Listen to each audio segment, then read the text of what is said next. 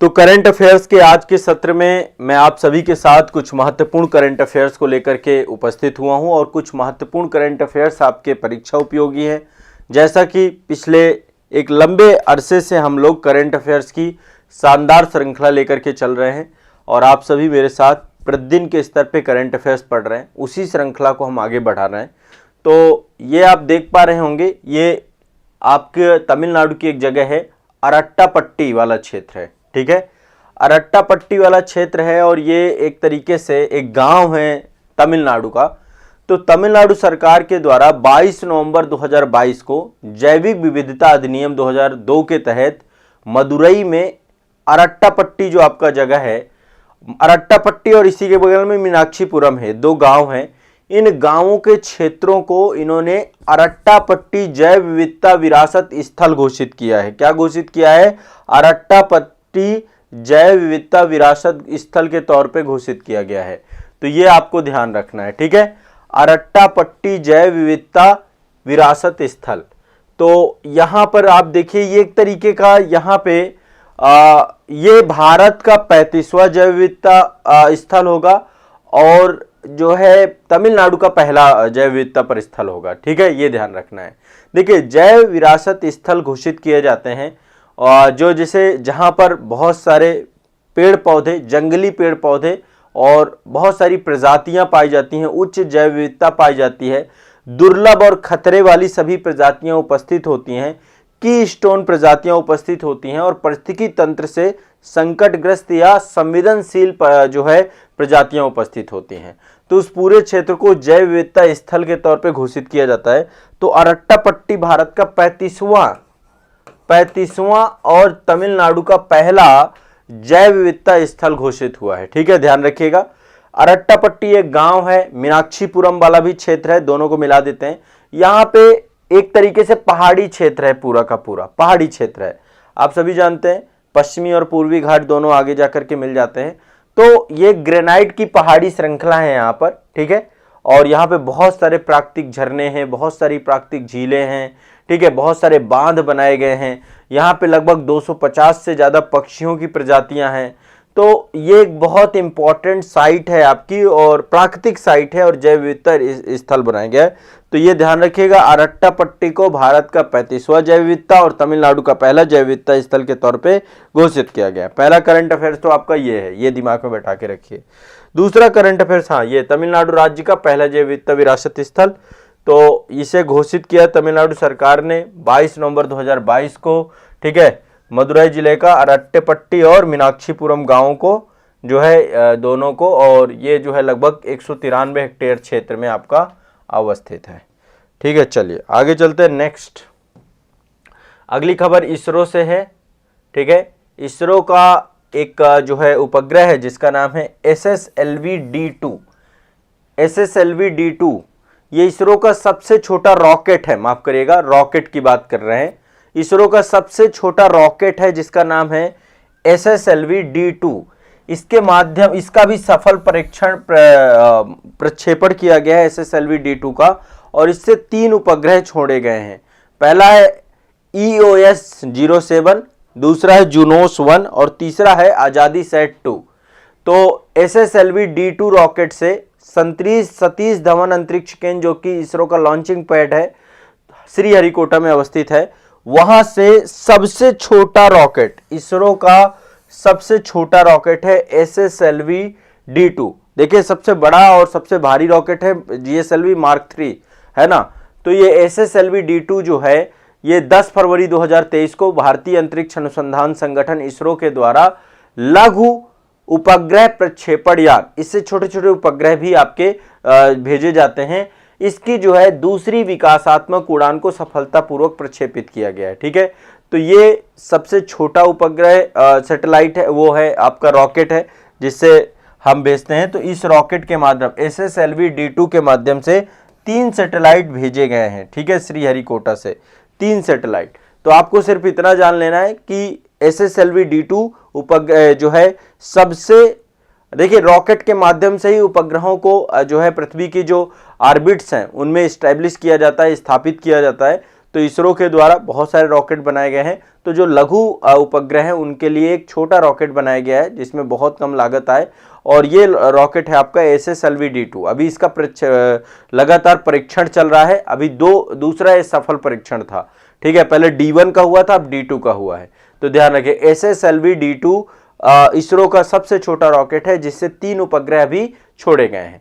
पहला है EOS-07, दूसरा है जुनोस 1 और तीसरा है आजादी सेट। ये 3 उपग्रह यहां से छोड़े गए हैं। ये आप देख सकते हैं SSLV-D2 है आपका, ठीक है।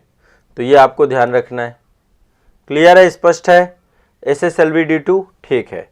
अब आप देखिए, आपको पता है कि भारत सरकार भी लगातार काम कर रही है कि भारत को कार्बन न्यूट्रल बनाना है। हमें क्या करना है? Carbon neutral. कब बनाना है हमें? 2070 तक शून्य उत्सर्जन हासिल करने का लक्ष्य हमने बनाया कि 2070 तक हम शून्य उत्सर्जन बना देंगे, ठीक है। अब इसके लिए भारत सरकार के द्वारा कार्बन उत्सर्जन को समाप्त करने के लिए, अपने लक्ष्य को हासिल करने के लिए कार्बन संकलन, उपयोग और भंडारण, इसके लिए एक पॉलिसी जारी की गई है। कार्बन संकलन, कार्बन संकलन, ठीक है। एक नीति इसको लेकर के जारी की गई, कार्बन संकलन को, कार्बन संकलन, उपयोग और भंडारण नीति। यह नीति आयोग के द्वारा जारी की गई, उपयोग एवं भंडारण नीति जारी की गई है। किसके द्वारा जारी किया गया है? ये नीति आयोग के द्वारा, ठीक है। ये national workshop on carbon capture, utilisation and storage, carbon संकलन, उपयोग और भंडारण, इनके लिए जो है एक नीति लाई गई है। 29 नवंबर 2022 को कार्बन संकलन, उपयोग और भंडारण नीति कौन लेकर के आया है? नीति आयोग के द्वारा लेकर के आया गया है, ठीक है। नीति आयोग ने इससे संबंधित रिपोर्ट और इससे जुड़ा हुआ जितने भी ऊर्जा के क्षेत्र हैं, विद्युत क्षेत्र हैं, जितने भी बहुमूल्य पक्ष हैं जो कार्बन उत्सर्जन करते हैं, उन सबको लेकर के इसमें काफी सारी चीजें जारी की गई हैं। इस उद्देश्य में इसमें अब भारत सरकार जो प्राइवेट बहुत सारी संस्थाएं हैं, बहुत सारे पक्ष हैं, उनके साथ भी डिस्कस करेगी, चर्चा करेगी, और इसके माध्यम से भारत में कार्बन संकलन, उपयोग और भंडारण से संबंधित अनुसंधान और विकास के क्षेत्र में बहुत तेजी से काम किया जाएगा। और ये जो है, देखिए, अंतरराष्ट्रीय स्तर पे चीन और अमेरिका के बाद भारत तीसरे नंबर पे आता है कार्बन उत्सर्जन में, ठीक है। प्रति वर्ष हम 2.6 गीगाटन उत्सर्जन करते हैं। हम सबसे नंबर 1 है चीन कार्बन उत्सर्जन में, फिर दूसरे नंबर पे है USA, तीसरे नंबर पे आता है कार्बन उत्सर्जन में भारत। अभी विकासशील कंट्री है, लगातार डेवलपिंग फेज पे होने के कारण से अभी कार्बन उत्सर्जन हमारी बहुत ज्यादा है। तो 2.6 गीगाटन, ठीक है, गीगाटन जो है हम कार्बन उत्सर्जन कर रहे हैं। ऐसे में जरूरी है कि 2070 तक हमें अपने कार्बन न्यूट्रल होने के लक्ष्य प्राप्त करने हैं, तो हमें इस नीति के तहत काम करना पड़ेगा। तो इसको लेकर के अब लगातार काम किया जा रहा है और भारत सरकार 2050 तक चाहती है कि कार्बन उत्सर्जन को आधा कर दिया जाए, 2070 तक कार्बन न्यूट्रल बन दिया जाए।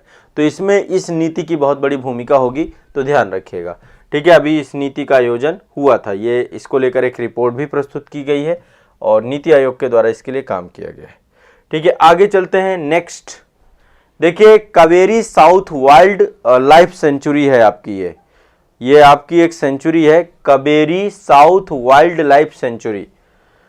कावेरी नदी है ना आपका, वहीं पर आपकी स्टैब्लिश है आपकी। तो तमिलनाडु सरकार के द्वारा 8 नवंबर 2022 को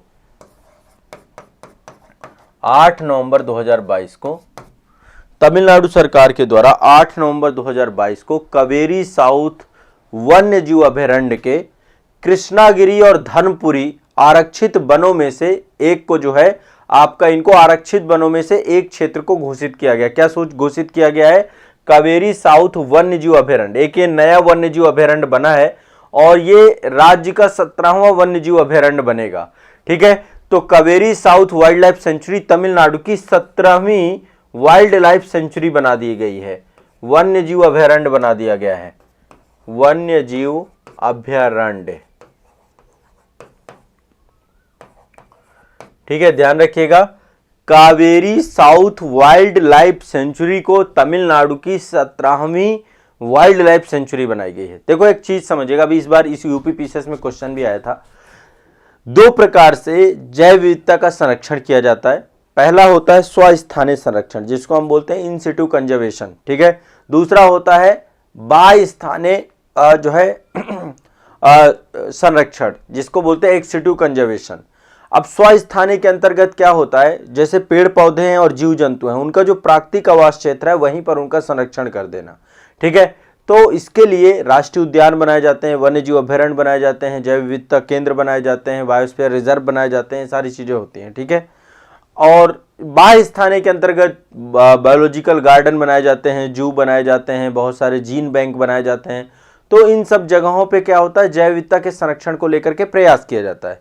बाह्य स्थानीय में कृत्रिम जो है स्वरूप डेवलप किया जाता है, और जो स्वस्थानीय होता है इन सिटू कंजर्वेशन होता है, इसमें आपको जो प्राकृतिक आवास क्षेत्र है किसी पादप का, किसी पौधे का, किसी जीव जंतु का, उसको जो है वहां पर बसाया जाता है। तो उसी के आधार पे ये स्वस्थानीय इन सिटू कंजर्वेशन के अंतर्गत वाइल्ड लाइफ सेंचुरी बनाई जाती हैं।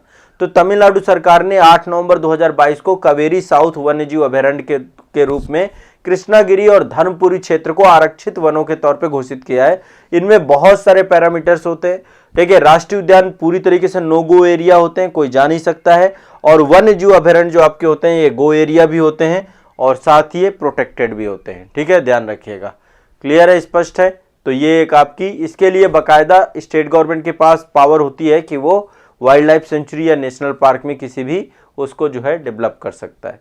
बहुत सारी प्रजातियां यहाँ पर भी पाई जाती हैं, लगभग 238 पक्षियों की प्रजातियां पाई जाती हैं, और साथ में बहुत सारे कछुए, 35 प्रजातियां, मतलब दलदली जीव जंतु, क्योंकि ये पूरा का पूरा बायोडाइवर्सिटी आपकी कावेरी की है, तो कावेरी की बायोडाइवर्सिटी है, इसलिए इसको वन्यजीव अभयारण्य के तौर पे घोषित किया गया है, ठीक है। ध्यान रखिएगा इस बात को।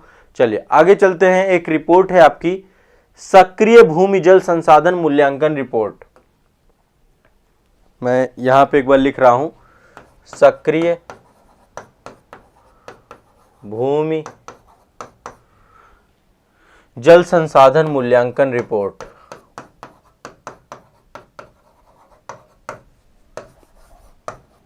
मूल्यांकन रिपोर्ट, सक्रिय भूमि जल संसाधन मूल्यांकन रिपोर्ट 2022 आ चुकी है आपकी, ठीक है। अब ये रिपोर्ट जो है आपकी, जो केंद्रीय जल शक्ति मंत्रालय है उसके जो मंत्री हैं गजेंद्र सिंह शेखावत, उनके द्वारा प्रस्तुत की गई 9 नवंबर 2022 को। 9 नवंबर 2022 को केंद्रीय जल शक्ति मंत्रालय के द्वारा ये रिपोर्ट प्रस्तुत की गई। अब इस रिपोर्ट में ग्राउंड वाटर जो आपका होता है, जमीन के अंदर जो पानी होता है, उस पानी को लेकर के बहुत सारे पक्ष जो है बताए जाते हैं, ठीक है। इसमें पहली बात बताई गई कि देश में एक वर्ष में जमीन के अंदर जो पानी है वो जो है जितना पानी जाता है, जैसे एक साल रिचार्ज भी होता है ना, लगातार पानी रिचार्ज होता है, आपको पता है ग्राउंड वाटर रिचार्ज, जो वर्षा का जल होता है वही छन छन करके जो अपारगम्य चट्टाने हैं उनके ऊपर नीचे जाकर के जमा होता रहता है, ठीक है। तो हर साल जो है जितना पानी रिचार्ज हो रहा है उसका लगभग 60% पानी निकाल भी लिया जाता है। तो जल का प्रयोग हम कर रहे हैं, ये बोल रहा है कि जितना पानी, देखिए ये यूपीएससी लेवल में इस तरीके के क्वेश्चन पूछता है ना, ऐसी रिपोर्टें सब यूपीएससी में पूछी जाती हैं। सक्रिय भूमि जल संसाधन मूल्यांकन रिपोर्ट 2022। तो इस रिपोर्ट में क्या कहा जा रहा है कि भाई जितना ग्राउंड वाटर आपका रिचार्ज हो रहा है उसका 60%, 60.08% हम क्या कर रहे हैं, उपयोग कर रहे हैं, उपयोग में ला रहे हैं। लेकिन ये इस रिपोर्ट में ये भी बोला गया है कि ग्राउंड वाटर रिचार्ज अब लगातार बढ़ भी रहा है, ठीक है। संपूर्ण देश में लगातार जो है पानी रिचार्ज हो रहा है। यदि हम कुल वार्षिक भूमि की बात करें तो लगभग भारत में 437.6 अरब घन मीटर, अरब मीटर क्यूब या घन मीटर, अरब घन मीटर, ये एक डेटा है आपका, रफली डेटा है आपका। तो इतना जो है आपका ये टोटल जो जल रिचार्ज आपका कितना है, टोटल देश में जल रिचार्ज है 437.6 अरब घन मीटर, ठीक है। इनमें से हम लगभग 60% निकाल लेते हैं। कितना निकाल लेते हैं, 60%। तो यदि इसका 60% निकालें तो लगभग 239 239.16 अरब घन मीटर, इतना पानी यूज किया जाता है, अरब घन मीटर। ठीक है, स्वच्छ और पेयजल के तौर पे आपको पता है, साथ में सिंचाई के लिए बहुत सारी चीज़ों को लेकर के, तो ये आपको पता होना चाहिए। एक रफली डेटा है, कई बार जो है पेयजल से जुड़े हुए डेटा को लेकर के आप इसको यूज कर सकते हैं। तो यहाँ पर जो भूमिजल रिचार्ज में अब लगातार वृद्धि हो रही है, और इसके कारण क्या है, नहरें जितनी भी है, नहरों के रिसाव में वृद्धि हो रही है, सिंचाई के पानी का भी ज़्यादातर प्रयोग किया जा रहा है। तो ये आपको ध्यान रखना है। ठीक है, इससे जुड़ी हुई क्वेश्चन आपको पूछा जाएगा। ठीक है, रफली आपको ध्यान रखना है। स्पष्ट है सभी को, कोई दिक्कत नहीं है, थोड़ा बहुत जानना है, इसमें बहुत ज़्यादा टेंशन नहीं लेनी है। तो ये एक आपके पास इम्पोर्टेंट न्यूज़ थी। तो चलिए आज के उसमें क्या क्या हो गया, एक तो आपकी ये रिपोर्ट हो गई सक्रिय भूमि जल संसाधन मूल्यांकन रिपोर्ट 2022। दूसरा कावेरी साउथ वाइल्ड सेंचुरी मैंने बता दी कि ये आपकी 17वीं वाइल्ड लाइफ सेंचुरी बनी है। ये आपकी कार्बन पे नीति आ चुकी है, कार्बन संकलन, उपयोग और भंडारण नीति लेकर के आ चुके हैं हम। इसके बाद SSLV D2 है आपका, ये सबसे छोटा रॉकेट है जो कि उपग्रह भेजेगा, ये SSLV D2, और ये तमिलनाडु के द्वारा जो है ये जैव विविधता, पहला जैव विविधता विरासत स्थल घोषित किया गया है। ठीक है, तो अरिट्टापट्टी वाला क्षेत्र है इसको। तो ये आपके टोटल 5 करंट अफेयर्स, जैसे कि मैं रेगुलर करवा रहा हूँ उसी आधार पे आपके हैं ये। ठीक है,